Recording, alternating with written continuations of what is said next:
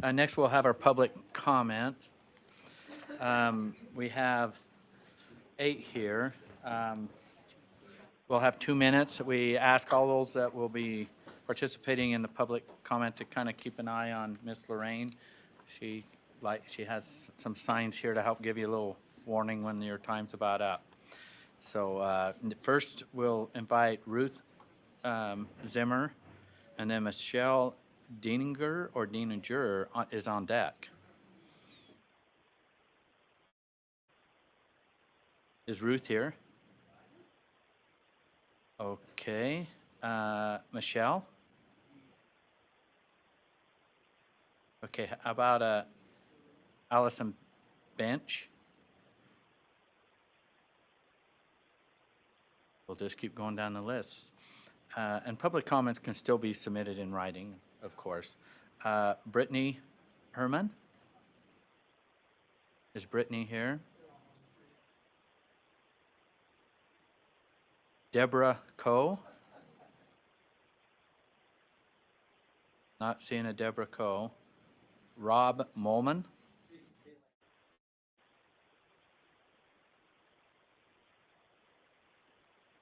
Not seeing Rob Molman.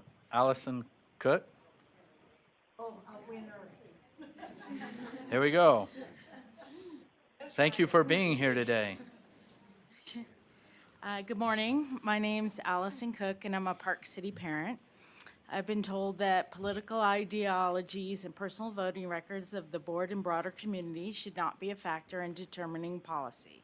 Absolutely agree with that statement and want to do whatever I can to help ensure all schools are safe for all our kids.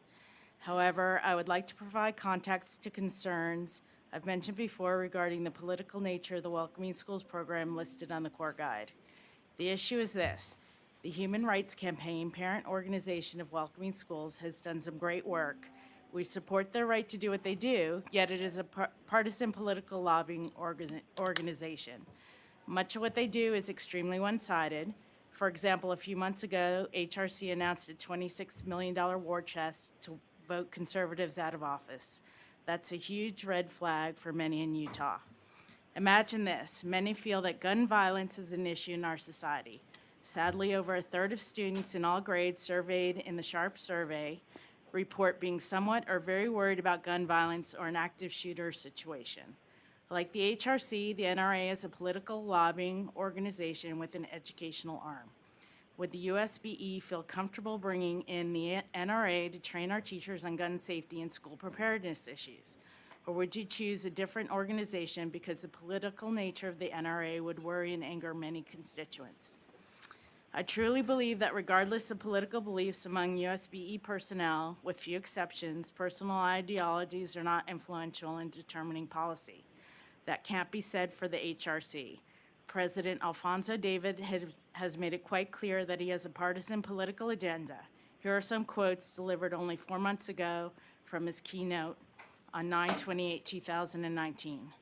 Donald Trump, Mike Pence, and their cadre of lieutenants, this federal administration is using playbooks of the past to turn us against one another. The Human Rights Campaign will enter into a partnership with Stacey Abrams, the true governor of Georgia, and our organization.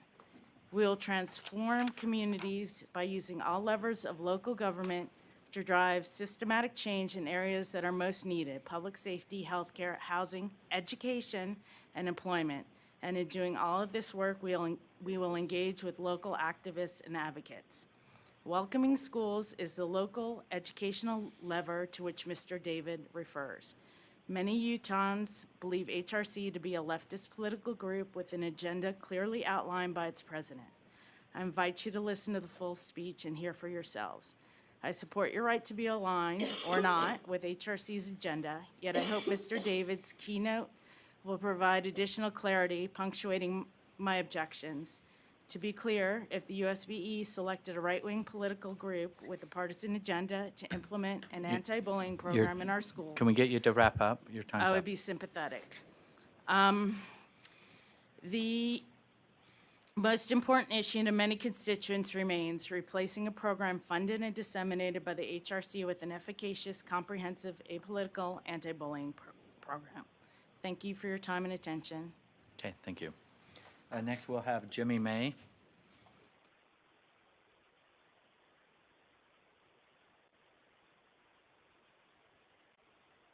Hello, ladies and gentlemen.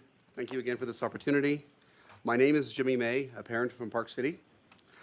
Regarding anti-bullying rule 277613, I listened to audio from this board's August 29th meeting. According to testimony, the current rule appears to be unconstitutional, a similar rule having been ruled that way elsewhere by the Supreme Court. The rule is not aligned with state law. It lends itself to inconsistencies in application. It elevates protected classes to privileged classes. It makes administrators arbiters of speech, and worst of all, it compels or mandates speech, a violation of our precious First Amendment. The current rule and the most recent rewrite draft transcends state law and references a litany of federal offenses, the 1964 Civil Rights Act, Title IX, the Americans with Disabilities Act. Do we want to conflate bullying with real discrimination? Do we want literally to make federal cases out of juvenile behavior? Clearly, I think not. Eliminating these carve-outs is also consistent with the data. Having studied the SHARP survey data given statewide to students, gender-based, orientation-based, and race-based issues are represented not only on an absolute basis, but also and especially on a per capita basis. What I'm saying here is there is no epidemic of bias-based bullying in Utah, per the data. In fact, it's just the opposite. The data demonstrate these groups simply no longer, if ever, need these special carve-outs. Let me ask, how often have these special carve-outs actually been needed or used? Have any kids been arrested for violating Title IX, for example, or the Civil Rights Act? Mindful of MLK's recent birthday, we oughtn't be in the business of creating and cultivating victims. How in the world are we ever going to get to a colorblind society if we teach kids that they are unequal, that some of them deserve special treatment? In fact, all of our kids deserve the same special, equal treatment. We all deserve the same, they all deserve the same protections. Wrapping up, a rewrite is a step forward, proof of societal progress. This is 2020, it's not 1960. Let's take a step toward a truly post-racial society in which skin color is no more interesting than hair color or eye color. Let's adopt a common sense anti-bullying rule rewrite, giving our kids equal protection. Again, thank you. Thank you. This concludes our public participation